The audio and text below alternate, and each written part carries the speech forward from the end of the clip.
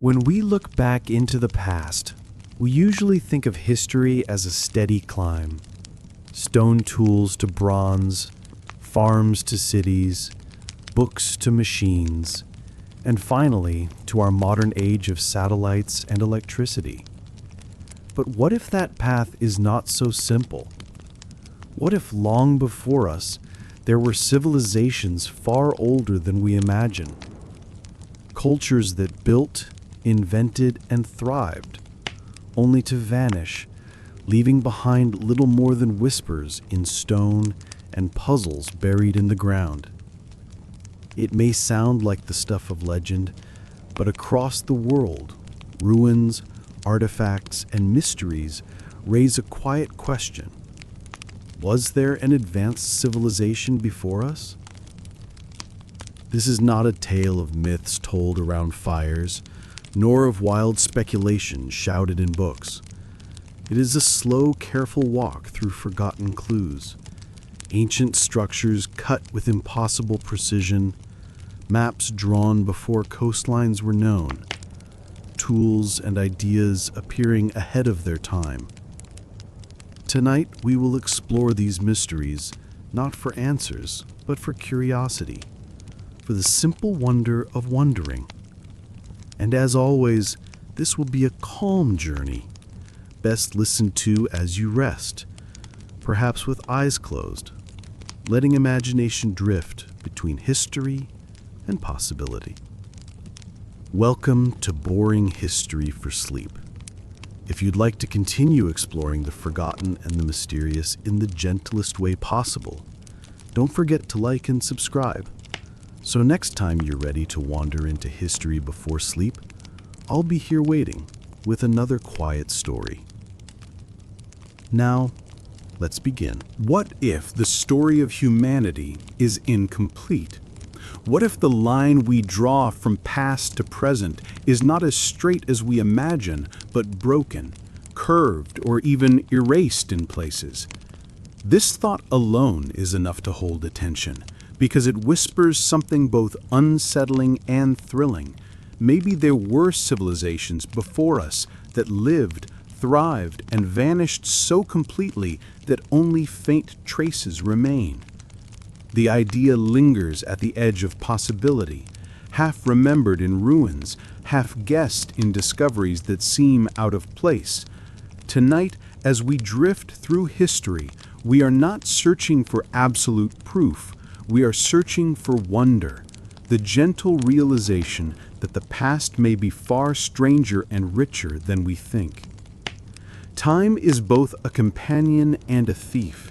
It allows civilizations to grow, but it also erases them. Wind, rain, shifting earth, oceans rising and falling, all of these forces conspire to bury evidence of human effort. Consider how fragile our own world might seem if abandoned. Within a century, steel bridges would rust into ruin, towers would crumble, glass would shatter, streets would vanish under plants. Within 1,000 years, much of our technology would be dust, leaving only scattered hints for whatever future eyes might look upon them. If this is true for us, why could it not be true for others, far older, whose time has already passed? The question of lost civilizations has haunted thinkers for centuries. Scholars puzzle over massive stones carved with impossible precision, maps drawn before coastlines were explored, myths of floods and forgotten cities. Each clue alone can be explained, perhaps, but together they form a pattern, a faint outline of something more. It may not be evidence in the strictest sense, but it is enough to make us pause, enough to make us wonder.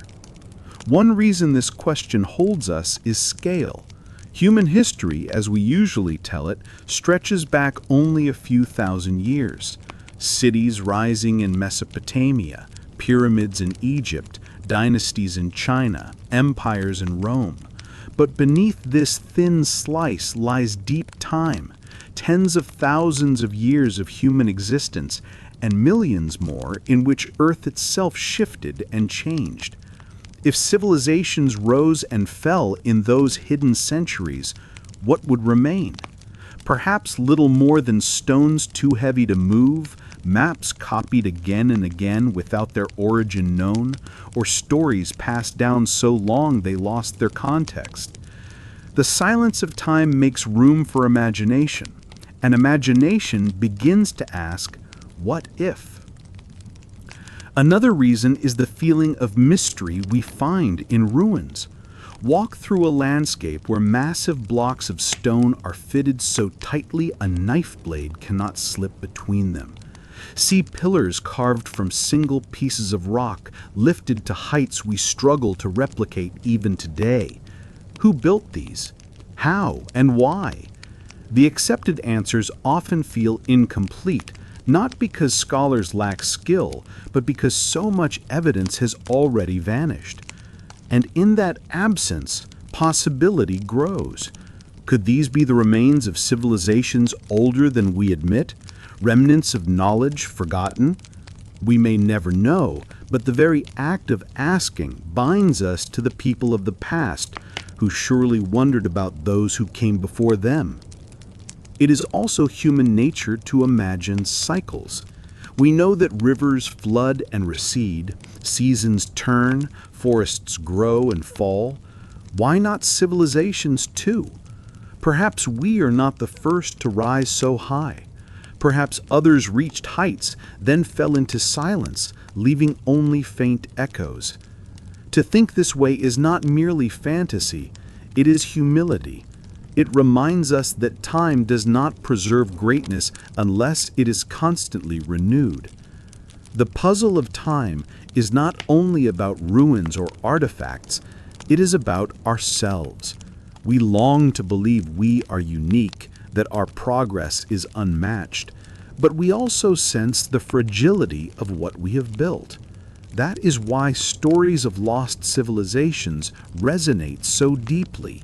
They are both warnings and wonders, telling us that time can erase even the grandest achievements, but also that we may be part of a far older, far larger human story than we imagine.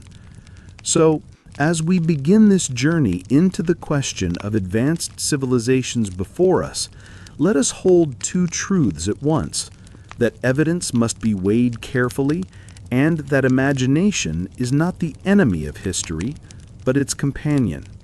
For history is not only what we know, it is also what we wonder.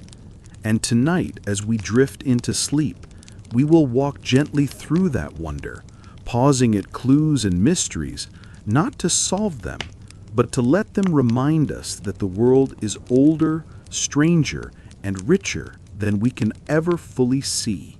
What do you feel when you stand before a ruin that should not exist? A wall of stone so heavy that even cranes today would struggle to lift it. A platform carved with precision so sharp that centuries of wind and rain have not dulled its lines. A stairway leading nowhere, a doorway opening onto nothing. Fragments of buildings that seem too large, too complex, too purposeful for the people we believe built them. The sensation is not merely wonder, it is disquiet. For such ruins do not just show us the past, they challenge the timeline we hold in our minds. They whisper that there may have been more, that civilizations older than memory left behind clues too stubborn to vanish. Scattered across the world are places that raise this disquiet question. Some lie in deserts, their stones baking under relentless sun. Others perch on mountain ridges, overlooking valleys that once thrived with people now long gone. Still others hide beneath jungles, swallowed by roots, their stones cracked but not erased. These places are not imaginary. They exist. They can be walked upon, touched, measured. And yet they remain puzzles. Why were they built with such effort? Why shaped with such precision? Why left behind, abandoned and forgotten? Consider, for example, structures made of megaliths, stones so vast it seems absurd to think they were dragged and placed by hand. At sites where walls are formed from blocks weighing dozens or even hundreds of tons, fitted together so perfectly that no mortar was needed, the mind stumbles. How were they quarried, transported, and lifted? The explanations are many: logs, ropes, ramps, pulleys, but none seem to fully satisfy the imagination when faced with the sheer scale of the stones. If our ancestors could do this with only the simplest tools, then perhaps our assumptions about simple are wrong. Perhaps knowledge once existed that has since been lost. Other ruins show complexity not in size, but in design. Staircases spiring with elegant geometry, chambers aligned with stars, walls angled to resist earthquakes long before the science of earthquakes was named. At times, it feels less like trial and error, more like mastery. And when we encounter mastery where we do not expect it, we begin to suspect that the story of civilization is longer, more winding, and less tidy than we are taught. It is easy to forget how much time erases. Wooden scaffolds rot, metal tools rust, records crumble, memories vanish. Stones alone endure. And so when we see ruins that defy simplicity, we are likely seeing only the bones of something much greater. Imagine a city of which only the foundations remain, stripped of its wood, its metal, its cloth, its color. We are left with bare walls, weathered platforms, mute corridors. What seems incomprehensible to us may have been ordinary to those who lived there. What seems impossible now may have been routine then. Time does not preserve normality, it preserves mystery. And yet the fascination of these ruins lies not only in how they were made, but in how they survived. Some are tens of thousands of years old, older than the societies we usually call ancient. Others appear far younger, yet carry techniques ahead of their supposed time. Some aligned with solstices and equinoxes, as if the builders tracked the heavens with precision. Others seem to have been built in stages, layer upon layer, suggesting civilizations that rose, fell, and were replaced, each inheriting the stones of the last. In these overlapping puzzles, we sense a hidden continuity. Perhaps knowledge passed down, fragmentary but enduring until it too was forgotten. Standing before such ruins, one cannot help but feel both awe and humility. Awe at the skill they represent, humility at the reminder of how little we know. They tell us that history is not complete. Our timelines are approximations, our categories fragile. When we say this was the first city or this was the beginning of architecture, we speak with confidence, but the stones themselves sometimes disagree. They suggest that human ingenuity has deeper roots than we admit, and that perhaps entire chapters of our past are missing. Why does this matter? Because ruins are not only remnants, they are questions carved in stone. They force us to re-examine what we believe about progress, about innovation, about ourselves. If people long ago could move mountains of rock, design earthquake-resistant walls, chart the stars with precision, then perhaps the boundary between ancient and modern is not as firm as we imagine. Perhaps we are not as unique as we like to think. Perhaps we are only the latest caretakers of a legacy stretching further back than memory. As we drift through this thought, imagine yourself standing at the edge of one of these sites. The air is still. Stones loom around you, too large to make sense, too perfect to dismiss. The questions press in, steady but unrelenting. Who built this? How did they do it? Why was it abandoned? You know there are theories, but none quiet the wonder. The ruins remain solid and silent, waiting for answers that may never come. And perhaps that is their greatest gift. Not certainty, but wonder.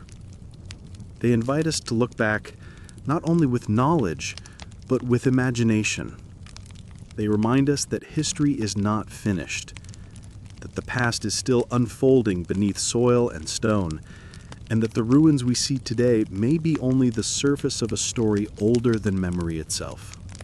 There are moments in history when you stand before something so large, so solid, and so inexplicable that the first thought in your mind is simple disbelief.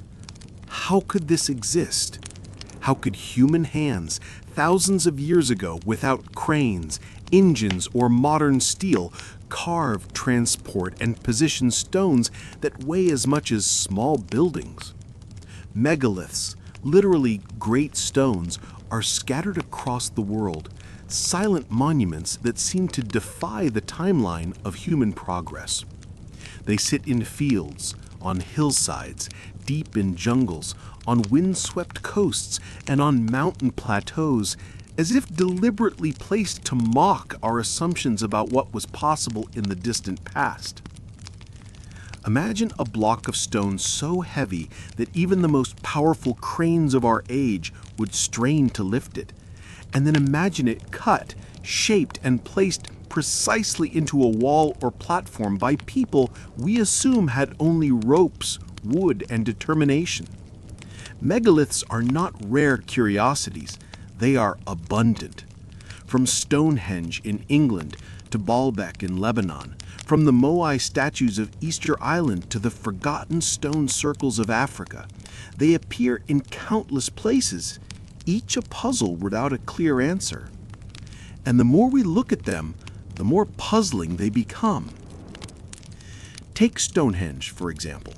Those upright pillars, capped with horizontal lintels, have stood for thousands of years.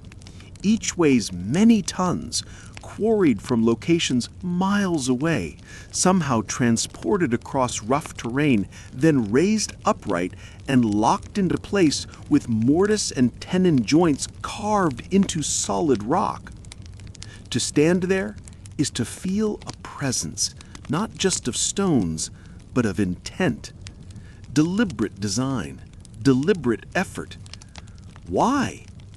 We can speculate about calendars, rituals, or gathering places, but the true purpose remains elusive.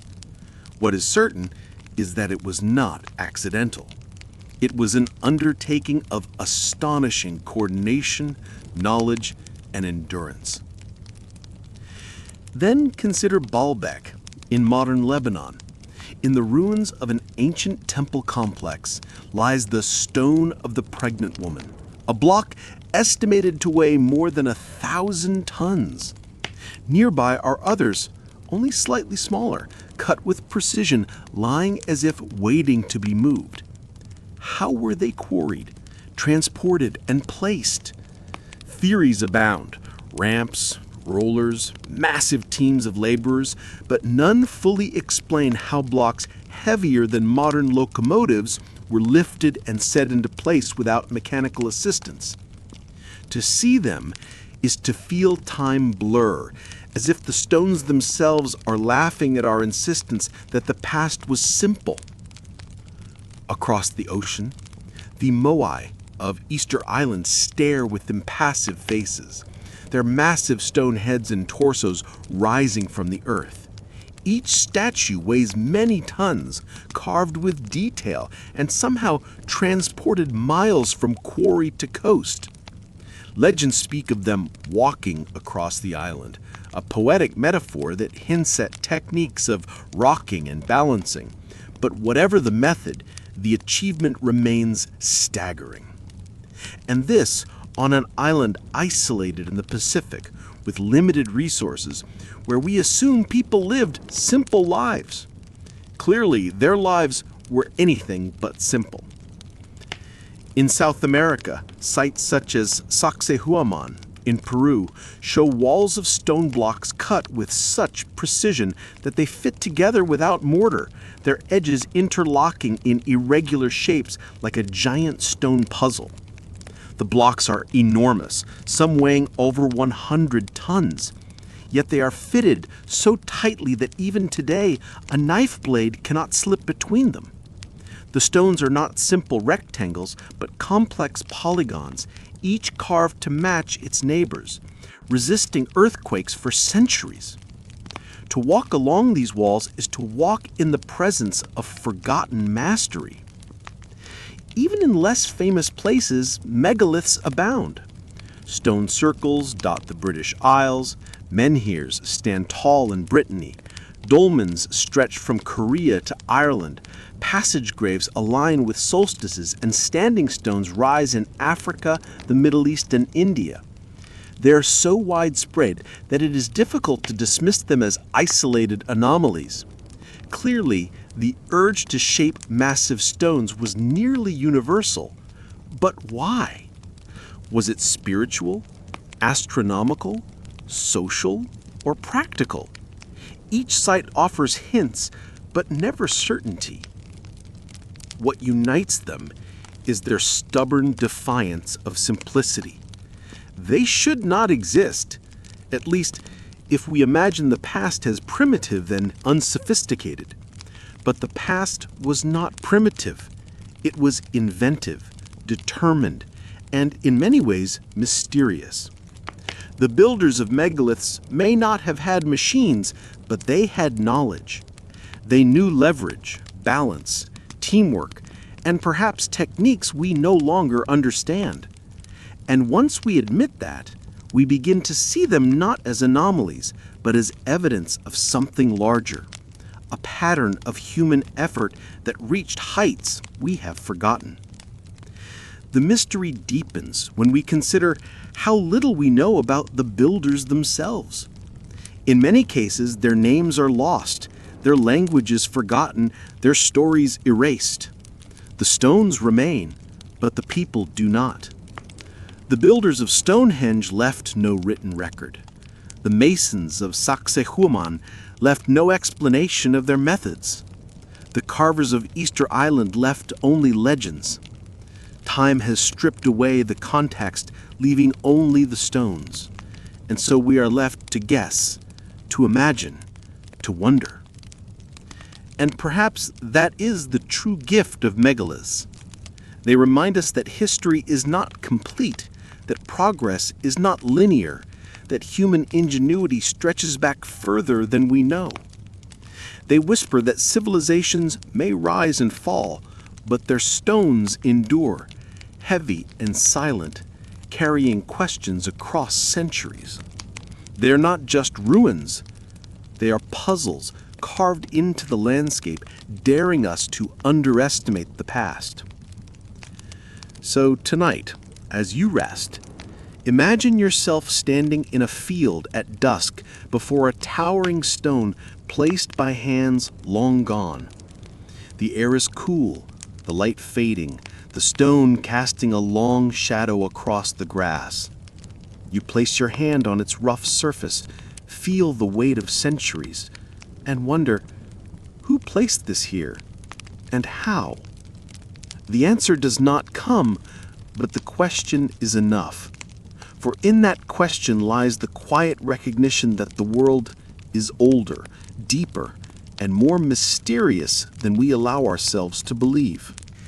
There is something magical about a map. Even today, when we carry glowing screens that can summon the shape of every street and coastline in the world, to look at a map is to feel the thrill of distance, the pull of the unknown. But imagine holding a map when maps themselves should not have existed, when coastlines had not yet been charted, when oceans were considered endless voids, when distant lands were thought to be unreachable. The mystery deepens when some ancient maps appear to show knowledge far ahead of their time, coastlines drawn with eerie accuracy, mountains placed where explorers claim they had not yet gone, outlines of continents suggested long before official discovery. These fragments of parchment, leather, or stone whisper of forgotten knowledge, as if pieces of a puzzle were carried forward while the rest of the picture was lost. One of the most famous examples is the Piri Reis map, created in 1513 by an Ottoman admiral whose knowledge came not only from his own voyages, but from older charts he copied. This map shows the western coast of Africa and the eastern coast of South America with surprising accuracy for its time. But what truly puzzles historians is the southern portion, a coastline resembling Antarctica, 3 centuries before that continent was officially sighted. Was it a coincidence, an error, or a trace of older knowledge handed down through forgotten mariners? Some argue the lines are distortions, others that they hint at ancient exploration. What matters is not the certainty of explanation, but the mystery of why such detail exists where it should not. Other maps raise similar questions. The Orens-Fine map of 1531 also depicts Antarctica, this time with mountain ranges and rivers. The Boischet map of 1737 suggests Antarctica without its ice cover, showing valleys that modern technology has only recently confirmed beneath the frozen surface. Are these coincidences born of imagination or remnants of charts from civilizations that once knew more than we assume? The debate continues, but the allure remains. These maps seem to carry whispers of knowledge older than their creators. Even older are fragments of mapping traditions that defy simplicity. In Babylon, clay tablets etched with lines show attempts to depict the world, not as myth, but as geography. The Greeks, too, created maps that outlined continents with surprising boldness, relying on sailors' reports and measurements of shadows to calculate the Earth's size. Erastusthenes in the 3rd century BCE came astonishingly close to the true circumference of the planet, using nothing more than sticks, shadows, and mathematics. But even his knowledge raises questions. How could such precision arise so early, only to be lost and rediscovered centuries later? Was it genius, or was he building upon older, forgotten work?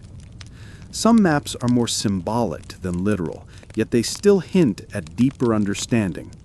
Polynesian navigators created stick charts, delicate frameworks of wood and shells that represented wave patterns, currents, and island positions across vast distances of the Pacific. These charts did not look like maps in the modern sense, but they were astonishingly effective, guiding canoes across thousands of miles of open ocean. To Western eyes, they appeared like abstract art. To those who used them, they were precise instruments of survival. And they remind us that mapping is not only about coastlines, it is about knowing the world in patterns invisible to others. Legends also speak of maps we no longer have. Stories of great libraries filled with charts of lands unknown, destroyed by fire or conquest. Every lost manuscript is a hole in the record, and through those holes, imagination slips.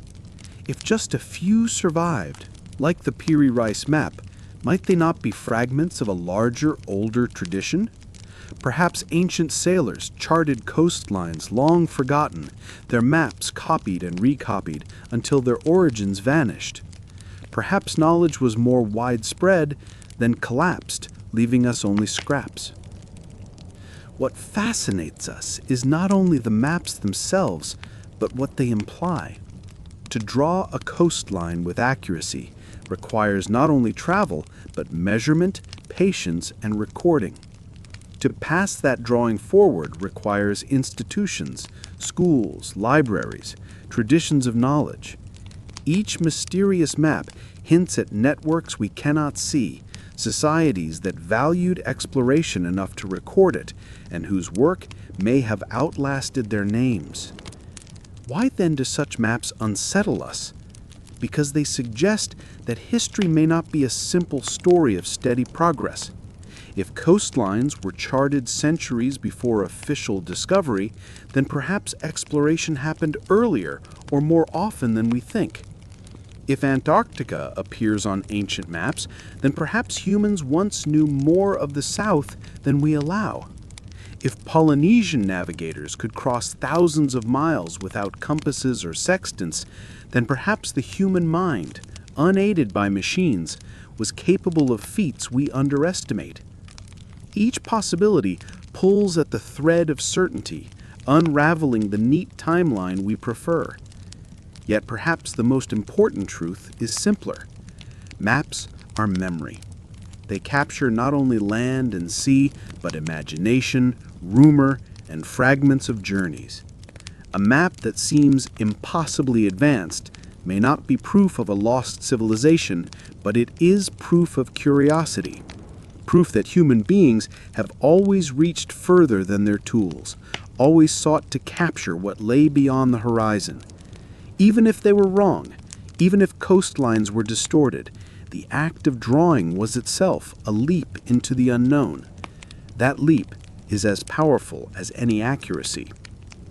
So, tonight, let us picture these ancient cartographers. A sailor unrolling a worn parchment, tracing with ink the shape of a shore he barely glimpsed. A scholar copying a fragment of a chart whose origin he does not understand, preserving lines that outlived their makers. A navigator studying the rise of waves against his canoe, bending sticks to capture invisible patterns of the sea.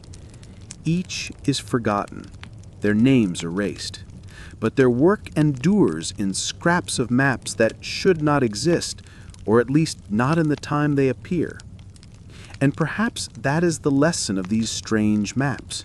Not that we must prove or disprove lost civilizations, but that we must remain open to wonder. For maps are invitations. They say, "The world is larger than you know." They whisper, "There are secrets still hidden."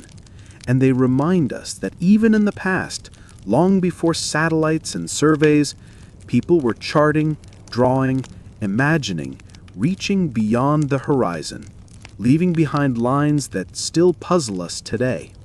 What if some of the greatest surprises in history are not the inventions we remember, but the inventions we forget? Not the obvious leaps forward that fill textbooks, the printing press, the steam engine, the telephone, but the faint echoes of knowledge that appear centuries too early, tools and techniques that seem to belong to another age entirely. To stumble upon such objects is to feel the ground shift beneath your assumptions. How could this exist here, at this time, in these hands?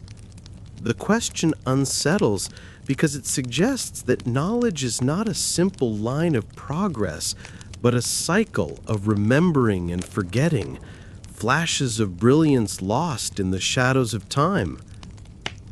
Across the world, archaeologists and historians have uncovered artifacts and technologies that do not fit neatly into the story we prefer to tell.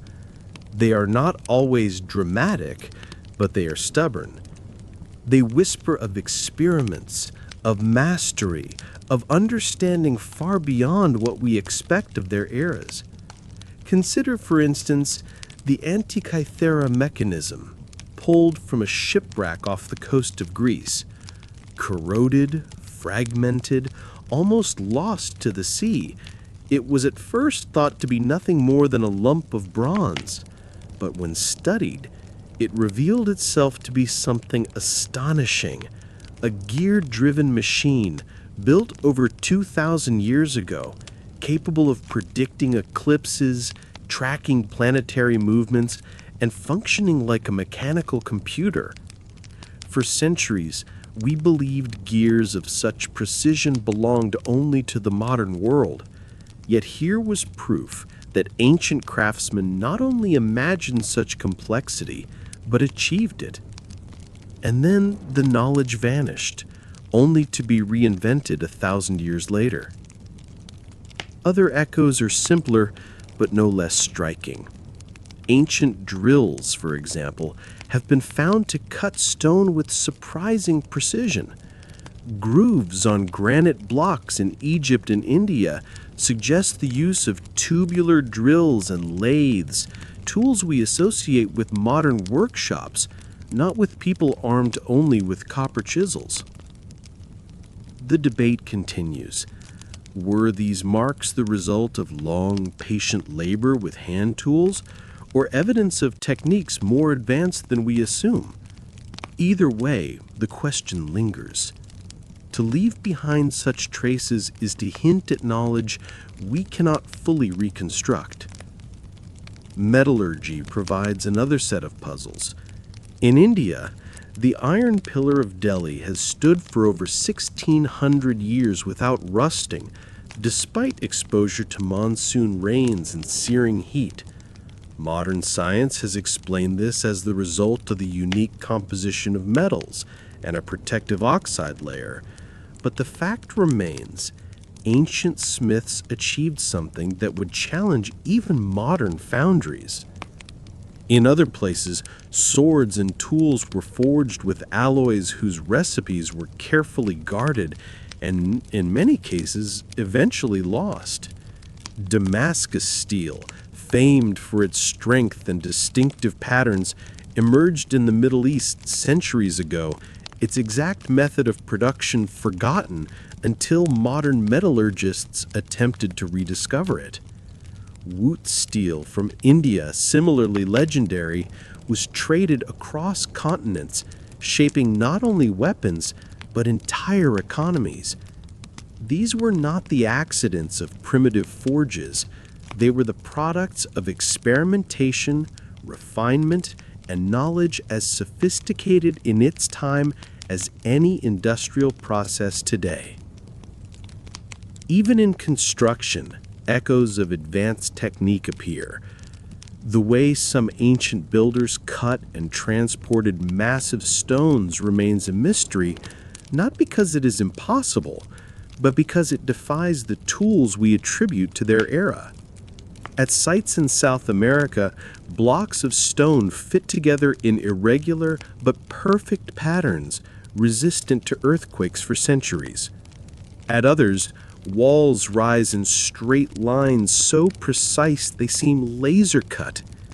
Were these the result of endless patience, or of methods we no longer understand? The question itself is revealing. We tend to underestimate the ingenuity of the past, but again and again, the stones remind us they knew more than we think. Agriculture, too, carries these echoes.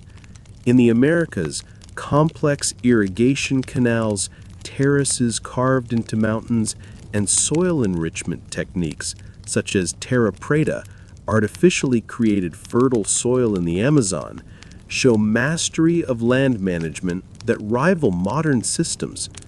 These were not isolated achievements, but widespread practices sustained over centuries. Yet when the civilizations that built them declined, much of the knowledge disappeared, leaving later generations puzzled by the remnants. What we see as primitive forests or fields may in fact be landscapes carefully engineered by hands long forgotten. Navigation offers another mystery. Long before compasses reached Europe, Polynesian voyagers crossed thousands of miles of open ocean, guided only by stars, waves, and the flight of birds. They built canoes capable of carrying families and supplies across vast distances, discovering and settling islands scattered across the Pacific. To modernize, such feats seem almost impossible, yet they were achieved with consistency and skill. The stick charts they used, delicate frameworks of wood representing currents and swells, are not maps as we know them, but instruments of astonishing accuracy. These are not myths, they are technologies, as valid in their context as the sextant or the GPS. Even medicine holds its echoes.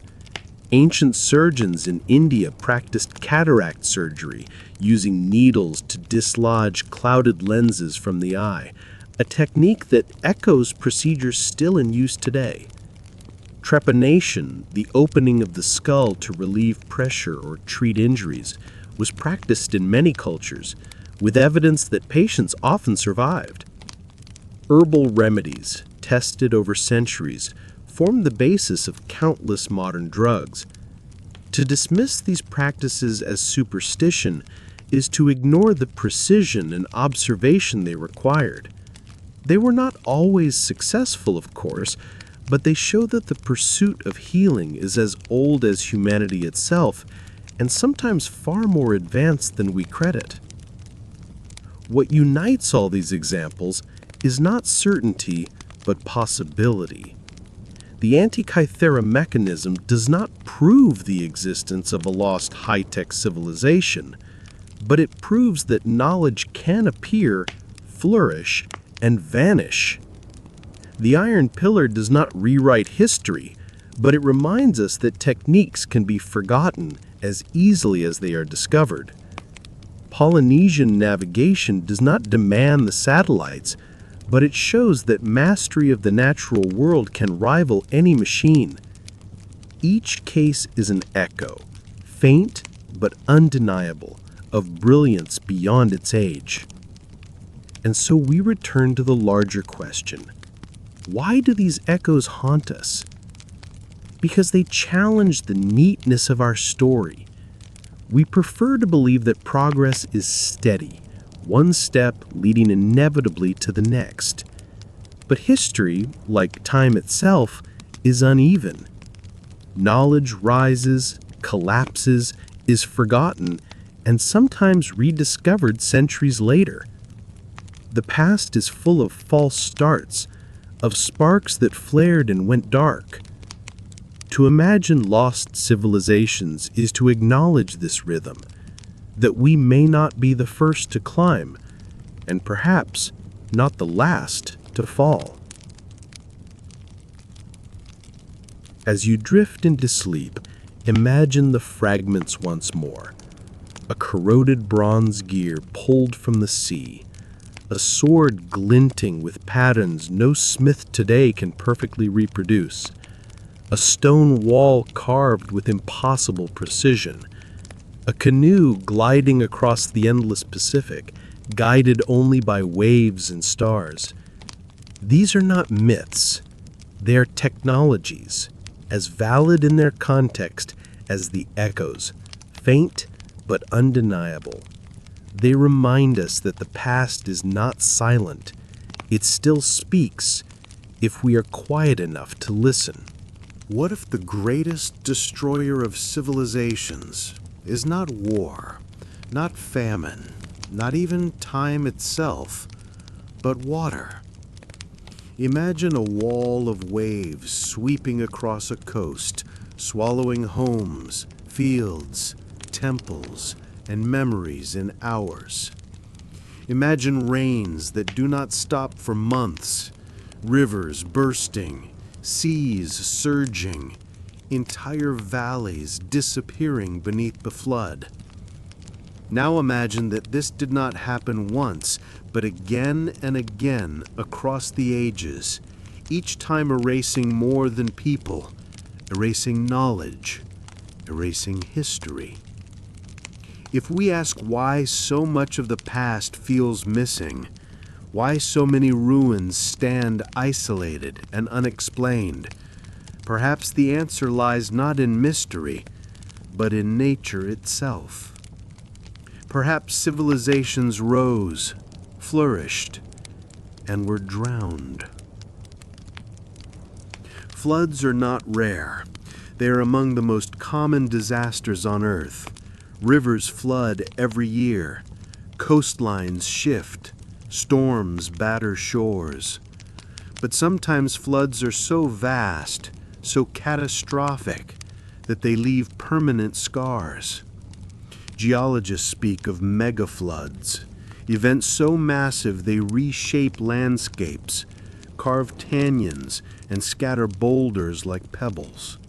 In North America, the Missoula floods at the end of the last ice age unleashed torrents greater than all the rivers of the world combined, sweeping across Washington state, carving canyons in days.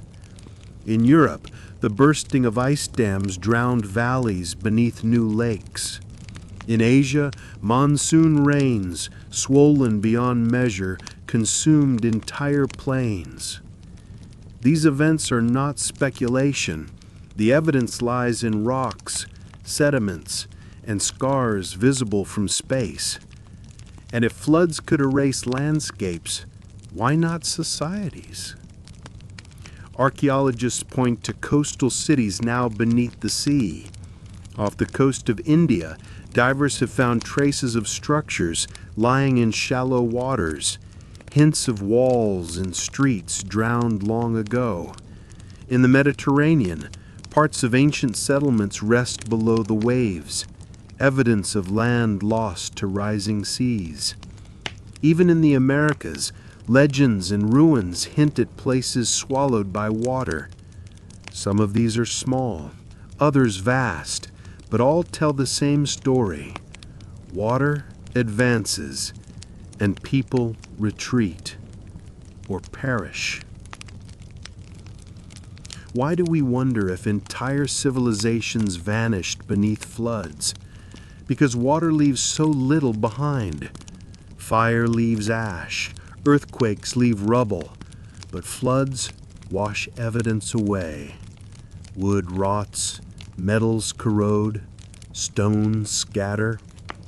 What remains are whispers, stories of great deluges, ruins that seem misplaced, puzzles half buried in sand and sea. Each flood is a silence, and through those silences, imagination hears echoes of what might have been. The most haunting thought is this: sea levels have not always been what they are today. At the end of the last ice age, oceans rose by more than 100 meters as glaciers melted. Vast areas of land that once held people, animals, and perhaps cities are now ocean floor. Imagine whole coastlines, now hidden beneath waves that once bustled with life. Imagine harbors, markets, and homes now buried under centuries of sediment. How many ruins lie unseen beneath the seas, erased not by time, but by water? This possibility changes how we think of history. We tell ourselves that civilization began recently in fertile valleys we can still see. But what if older civilizations flourished along coasts now drowned? Their ruins would be unreachable, their records destroyed. We might never know their names. The puzzle is not only what we find, but what we cannot. The absence itself suggests stories untold. And yet, even without proof, we sense the weight of the idea. Floods haunt memory.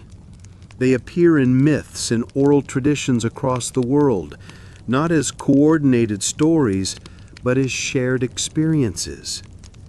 In every culture there are tales of waters rising, of lands disappearing, of people clinging to survival. These are not evidence in themselves, but they reveal something universal. Humanity has lived through floods before and remembered them so vividly that the stories endured for thousands of years. When so many voices across so many places echo the same fear, perhaps they are remembering not imagination, but trauma. Floods also explain silence in the record. We often ask, why do we not see more evidence of early civilizations? Why are ruins so rare, artifacts so scattered? Perhaps the answer is that nature erased them. Floodwaters are merciless. They do not simply damage, they obliterate. To stand on a calm shore today and watch the tide is to forget how violent the sea can be when roused. If entire cities were swallowed, then the silence of archaeology is not surprising. The puzzle is not absence, but endurance, that anything at all survived. So did nature erase a civilization? Perhaps many, perhaps more than we will ever know. The evidence lies beneath waves, hidden under silt, waiting for divers and sonar to uncover fragments. Each discovery on a drowned coast is a reminder that the sea is not only border, but grave. Civilizations may rise, but water always waits. As you drift into rest, imagine the sound of rain, steady and endless.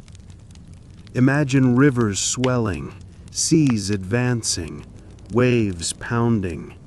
Imagine lights on the shore flickering and then vanishing as water takes them.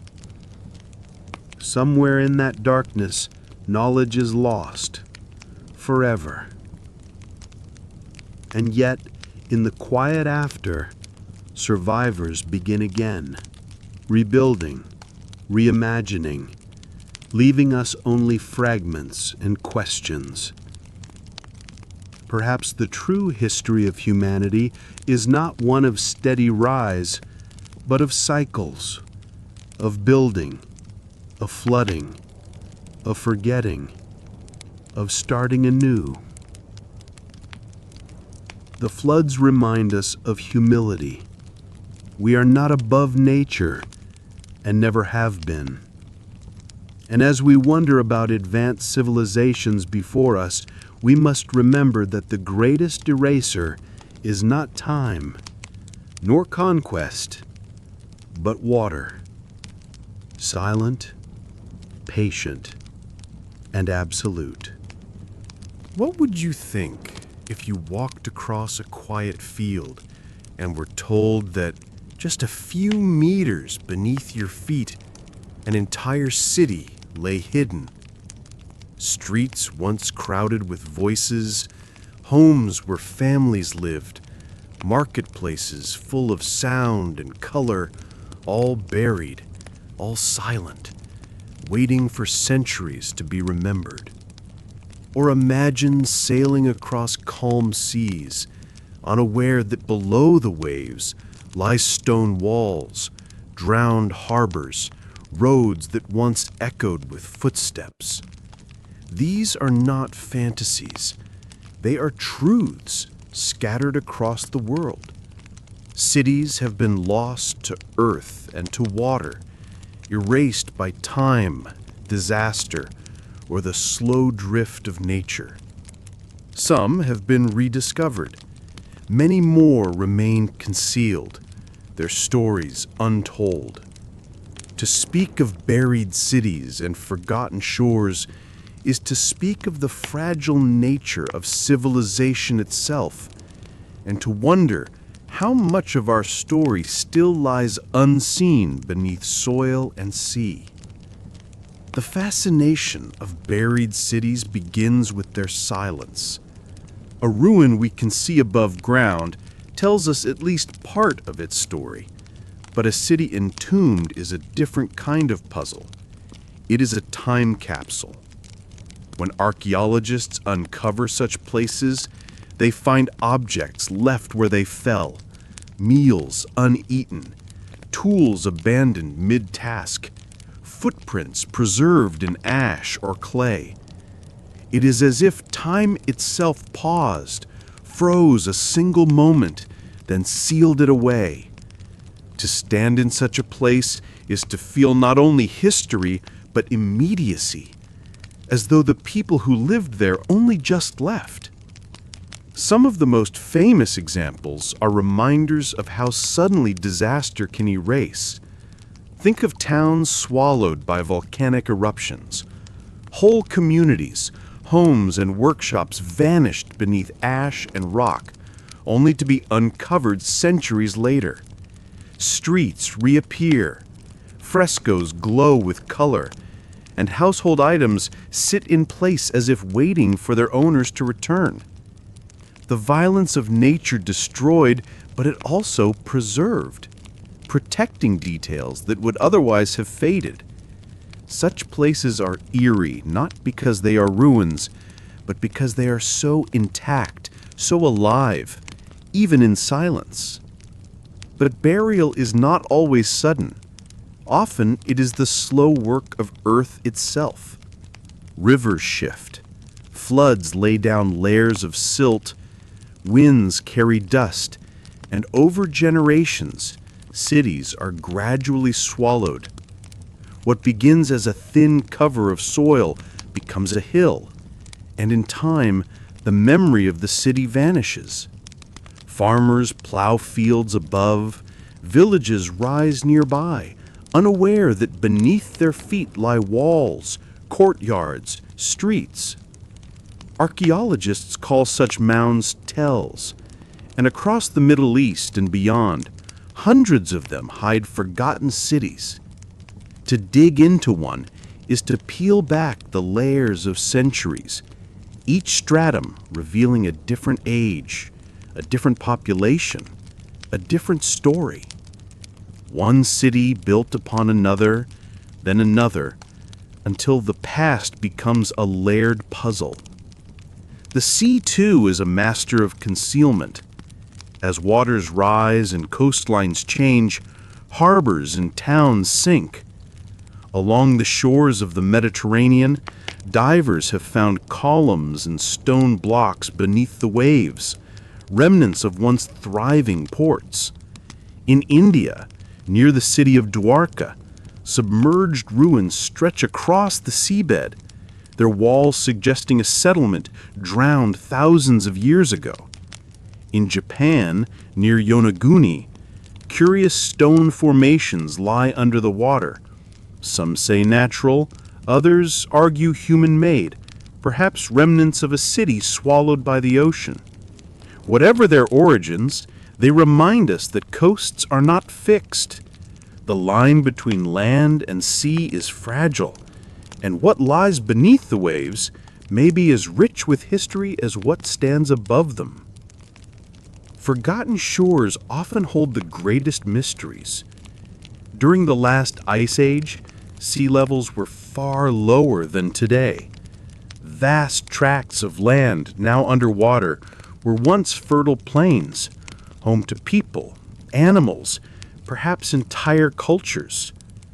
The North Sea hides a region known as Doggerland, a broad stretch that once connected Britain to Europe. Fishermen have dredged up tools, bones, and remnants of forests from its depths. Imagine walking across that land 10,000 years ago, only to see it swallowed by the rising sea.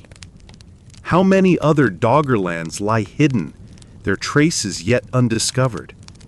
If civilizations flourished there, their ruins would be beyond our reach, drowned beneath centuries of tides. These buried cities and drowned shores force us to reconsider the permanence of our own world. We like to imagine that our cities will endure, that stone and steel guarantee longevity. But nature is patient. Earthquakes topple towers, rivers drown valleys, sand buries streets, seas reclaim coasts. If we vanish tomorrow, how long before our cities lay beneath fields, forests, and oceans? Perhaps 1,000 years from now, future explorers will stumble upon fragments of our world, puzzled by what remains and what has disappeared. The thought is humbling, but also oddly comforting. It tells us that loss is not the end, but part of the rhythm of time. What makes these lost places so powerful is the way they link memory and mystery. When a city is rediscovered, it is as though voices long silent begin to speak again. Pots and tools tell of daily life. Roads and houses reveal organization and craft. Even trash pits tell stories of what people ate, what they valued, what they discarded. Each find is a thread, and together they weave fragments of lives once as real as ours. Yet many cities remain undiscovered, their stories still buried, their voices still waiting. For every Pompeii uncovered, countless others lie unknown. And then there is the question of what we may never find. How many cities were erased so completely that no trace remains? How many cultures left their marks on lands now oceans, their artifacts rotted, their memories dissolved? These are the silences of history, the blank pages in the book of time. They remind us that what we know is only a fraction of what has been. As you drift into sleep, picture the hidden world beneath. A field that looks ordinary, yet under the soil lies a street paved in stone. A coastline where waves lap gently, but beneath them rests a drowned harbor, columns rising in the dark. A forest where roots grip the earth, and below them, buried walls wait. These places are real, though unseen. They are the shadows of history, the buried foundations of forgotten lives, and in imagining them, we realize how fragile civilization is, how easily it can be covered, erased, concealed, yet never truly gone. Because history is not only what is visible, it is also what lies beneath. And sometimes the greatest stories are not those we see, but those still waiting, buried in earth and sea, to remind us that time is deeper than memory. Why do some stories never fade? Across continents, across centuries, across languages, certain tales appear again and again, reshaped but not erased. They whisper of golden ages now lost, of lands swallowed by the sea, of giants who moved stones, of fire from the sky, of floods and wandering peoples. To the rational mind, these are myths, fictions spun to explain the unexplainable. But what if, hidden within the exaggeration and metaphor, there are faint memories of things that truly happened? What if myths are not inventions at all, but echoes, distorted but enduring, of civilizations and events the earth has otherwise erased? Legends are stubborn things. Empires collapse, languages vanish, libraries burn, but stories survive. They travel on tongues, in songs, in rituals, in carvings and tapestries. They change shape, but not essence. This stubbornness is what makes them intriguing. Why would people across the world, separated by oceans, tell such similar stories of floods, of vanished lands, of wise ancestors, of skyborne disasters? Coincidence is possible. But another possibility is that myths are cultural memory, carried like seeds through time, sprouting again and again in different soil. Consider the story of lands lost beneath the sea. The name most often mentioned is Atlantis, a tale told by Plato more than 2 millennia ago. For him, it was a moral parable, a cautionary story. But even stripped of its philosophy, the story lingers. A great land, advanced, powerful, swallowed in a single day and night by the ocean. Why does this image haunt us so deeply? Perhaps because the memory of drowned lands is real. We know that sea levels rose at the end of the last ice age, submerging vast areas where people surely lived. Could Atlantis, or stories like it, be distant memories of that drowning, passed along until transformed into legend? Other cultures tell similar tales. In the Pacific, islanders speak of homelands swallowed by the waves, forcing migrations across oceans. In the Americas, stories echo of cities consumed by water or fire. In Asia, Legends describe floods, earth-shaking disasters, and lands that vanished. The similarities are not proof, but they are striking. It is one thing for a single culture to imagine catastrophe. It is another for cultures spread across the world to preserve variations of the same fear. Perhaps these are not simply myths, but memories, fragmented, reshaped, but rooted in reality. Myths of giants raise similar questions. Around the world, people tell of massive beings who moved stones, built walls, and taught skills. We dismiss this as metaphor and attempt to explain ruins too large for ordinary imagination. Yet what is a myth but a way of remembering what cannot be explained? If ancient builders raised megaliths beyond the comprehension of later generations, might they not have said, "Giants did this"? It is not evidence of literal giants, but of inherited awe, memories of skills lost, expressed in the only language available. Legends of giants, then, may be cultural memory of forgotten engineering. Stories of fire from the sky are equally common. Across cultures, myths speak of blazing objects streaking overhead, of heavens split open, of destruction raining down. We know now that Earth has been struck by meteors many times, some catastrophically. A great impact could devastate regions, leading survivors to tell of fire and ruin. Over time, such stories would become myth, stripped of scientific explanation, but preserving the memory of disaster. When different peoples tell of fire in the sky, perhaps they are remembering the same event or events that scarred landscapes and minds alike. Even myths of golden ages may hold faint truths. Many cultures speak of a time when people lived in harmony, when life was easier, when knowledge was greater.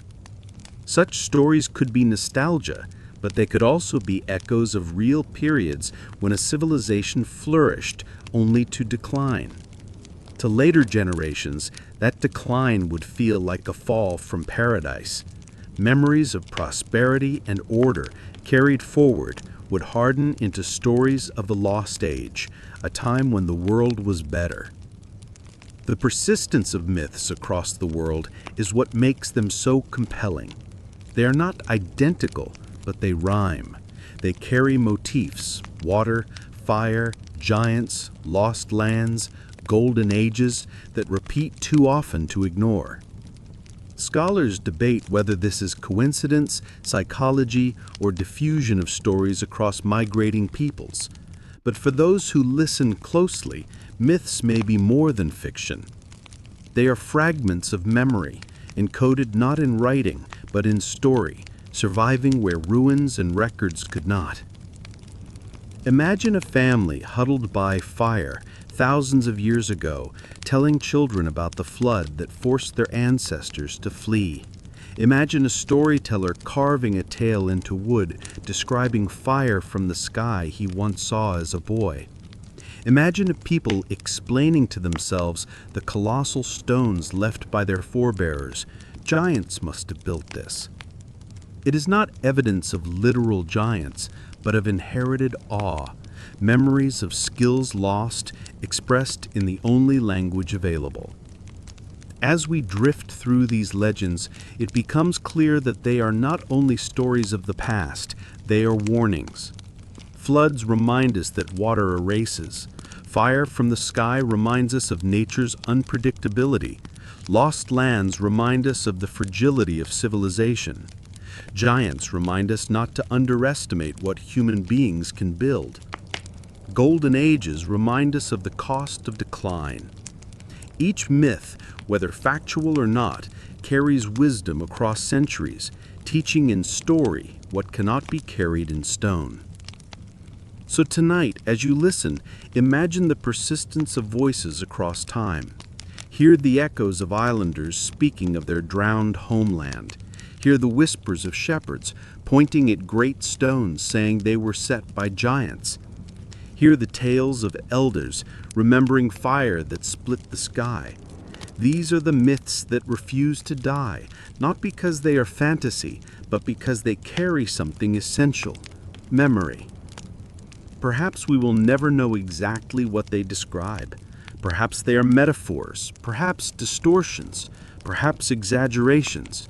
But in their survival, they tell us one undeniable truth: humanity remembers. Even when cities fall, even when seas rise, even when everything else is lost, we carry forward stories. And in those stories may lie the faint outlines of civilizations erased, but not entirely forgotten. Why does the past so often answer us with silence? We dig into the ground, lift stones, brush away dust, and hope that the earth will explain itself. And yet, again and again, archaeology gives us fragments without context, puzzles without solutions, evidence without voices. It is not because the past lacked detail, but because time erases selectively. Whole libraries can burn in an afternoon, but a single pot may survive for millennia. A wooden ship may rot into nothing, while a stone anchor rests undisturbed on the seabed. We find walls, but not roofs, tools, but not techniques, names, but not the stories behind them. This silence is not an accident. It is the rule of history. The challenge begins with the fragility of materials. Most of what humans create is destined to vanish. Wood decays, fabric disintegrates, metal corrodes. Even writing, if not carved in stone, is vulnerable to fire, water, and neglect. Consider how much of our modern world is made of plastics, electronics, paper, and alloys that would crumble within centuries. If our own cities were abandoned, how much would remain after 1,000 years? After 10,000? Archaeology does not show us the whole of a civilization. It shows us what happened to survive. And that is a dangerous filter, because it makes the past look simpler, rougher, poorer than it truly was. Another reason for silence is the unevenness of discovery. What we know depends on where we dig, and where we dig depends on chance, politics, and resources. Some regions are explored thoroughly, others barely touched. Vast stretches of land remain unexcavated, vast seabeds unexplored. Cities may lie under modern towns, inaccessible without destruction. Entire coastlines drowned at the end of the last ice age may hide ruins we will never reach. What we call history is really a patchwork, stitched together from tiny windows into a much larger fabric. The silence between those windows is immense. Even when artifacts are found, archaeological interpretation is treacherous. A shard of pottery may tell us about design, but not about the meal it once held. A stone tool may reveal sharpness, but not the hands that wielded it. A ruin may show walls, but not the songs, rituals, or languages once alive inside them. Archaeologists are careful, cautious, precise, but they are still storytellers, filling gaps with possibilities. The silence of archaeology forces us to imagine, to hypothesize, to wonder, and sometimes imagination carries us further than certainty. This silence is particularly loud when we confront anomalies, objects or structures that do not fit our timeline.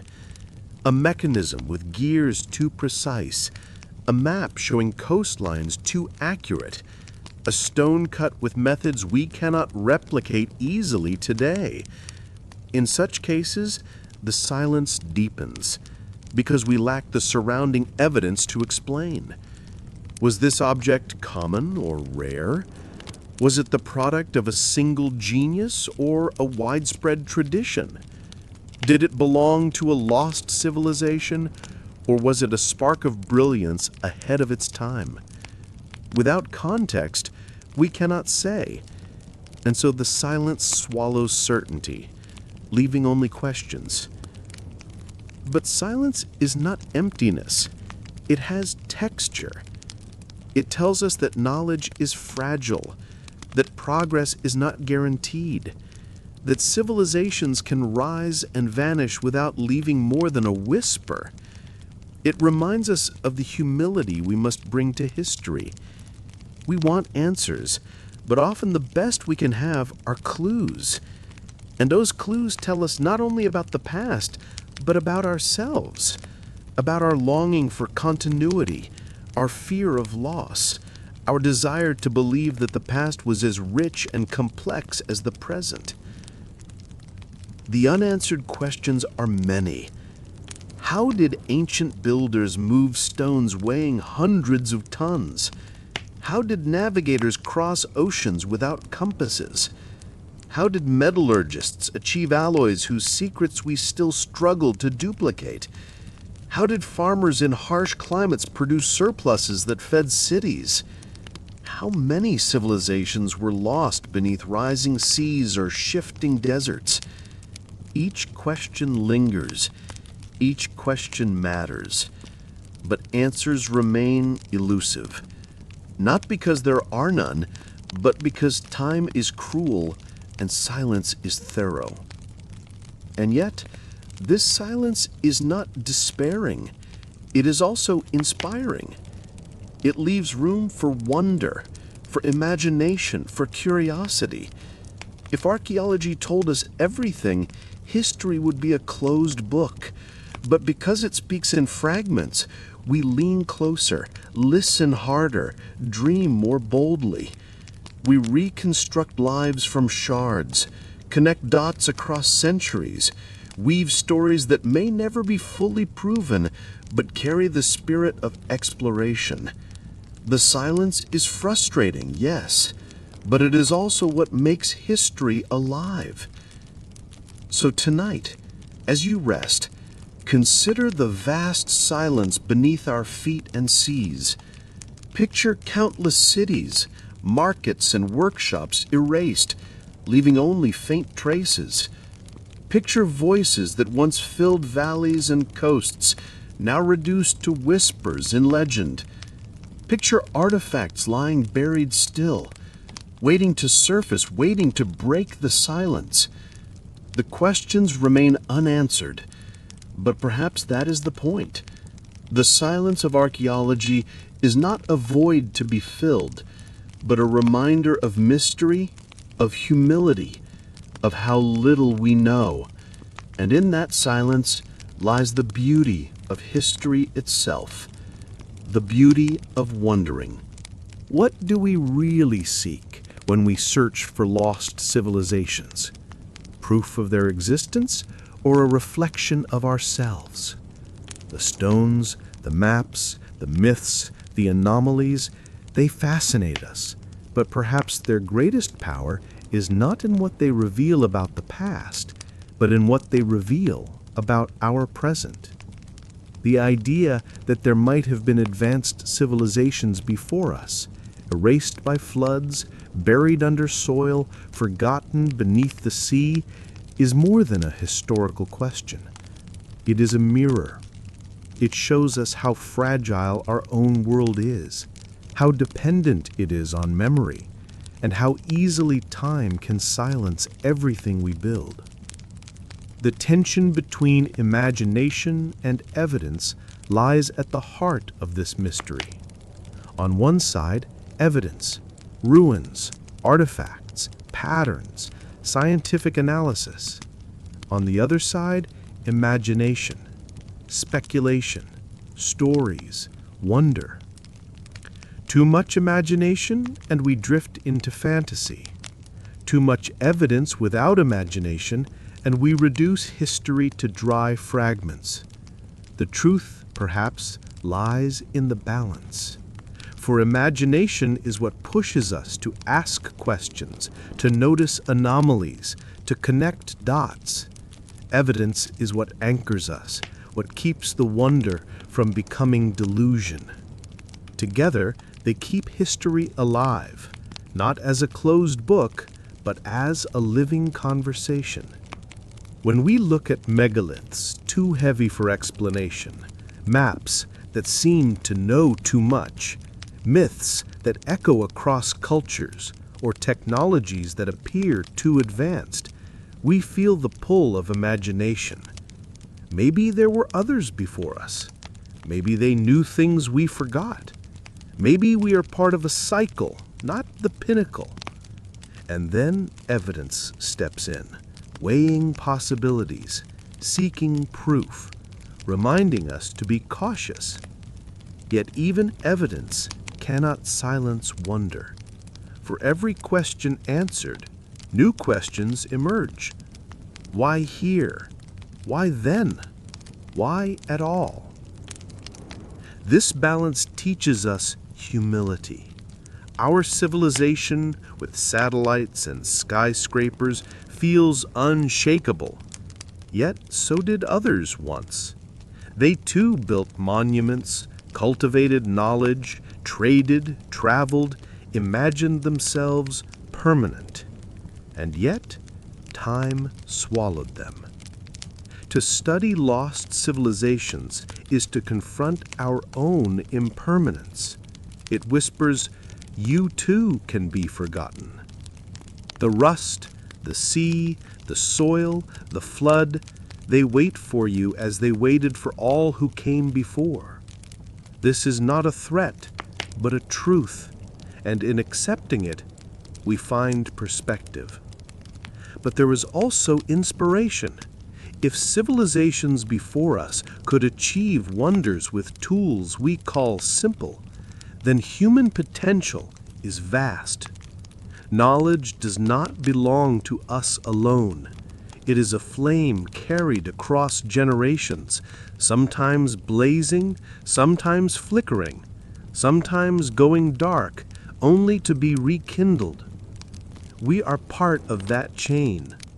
To imagine forgotten civilizations is to honor human creativity itself, the stubborn refusal to stop asking, building, dreaming. The lesson, then, is double. First, humility. We are not unique, not guaranteed, not eternal. Second, hope. Ingenuity is timeless, resilient, rediscovered again and again. Civilizations may fall, but humanity remembers in stone, in story, in myths, in fragments. Even silence speaks. So what do lost civilizations truly teach us? They teach us that history is not complete. They teach us that progress is fragile. They teach us that imagination is as important as evidence, because without imagination, we would not even ask the questions that evidence tries to answer. Most of all, they teach us about ourselves, about our hunger to belong to a larger story, about our fear of forgetting, about our longing to know that we are not the first to dream.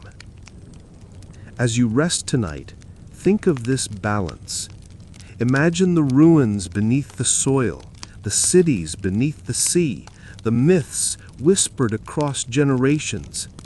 Imagine the questions they leave us, unanswered but powerful.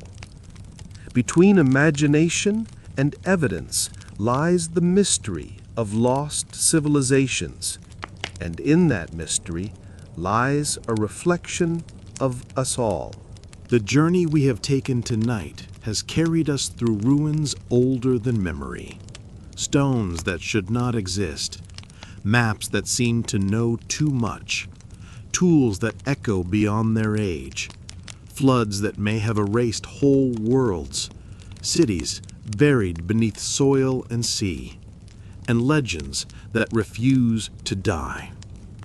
We have listened to the silence of archaeology, and we have walked the narrow line between imagination and evidence. And what have we found? Not certainty, not a final answer. Instead, we have found wonder. Lost civilizations, if they existed, remain just beyond our reach, half seen in the shadows of time.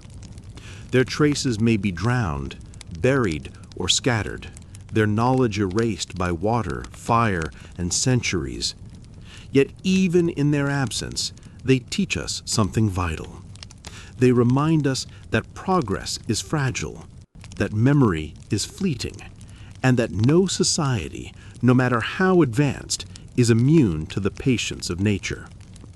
But they also remind us that ingenuity is timeless.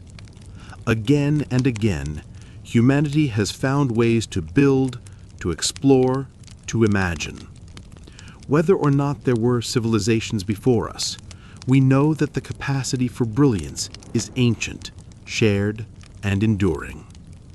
The true lesson of lost civilizations is not about them, but about us. They show us the importance of humility, recognizing that we are not the first to stand tall, and we will not be the last to fall. They show us the value of curiosity, that asking questions, even without answers, is what keeps history alive. And they show us the beauty of memory, that even when stone crumbles and seas rise, stories endure. So as you drift into rest, hold this thought gently. History is not only the record of what we know, but also the mystery of what we do not. Every ruin, every map, every legend is an invitation, a quiet reminder that the world is deeper, older, and stranger than we can ever fully grasp. And perhaps that is enough. For certainty closes doors, but wonder keeps them open. Good night.